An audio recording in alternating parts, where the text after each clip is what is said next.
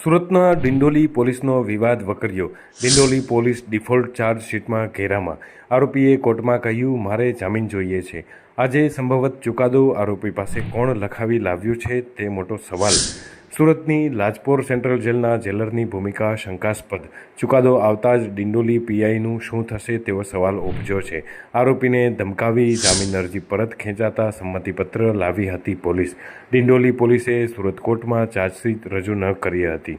બખેડાની બીકે Dindoli police જેલમાં પણ ગઈ હતી। પોલીસે જામીન અરજી ખેંચી તો સંમતિપત્ર કોર્ટમાં રજૂ કરી દીધું।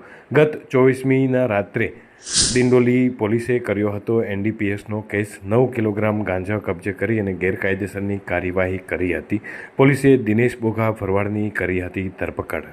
આરોપીએ વકીલ મારફત ડિફોલ્ટ બેલનો લાભ મેળવવા અરજી કરી હતી।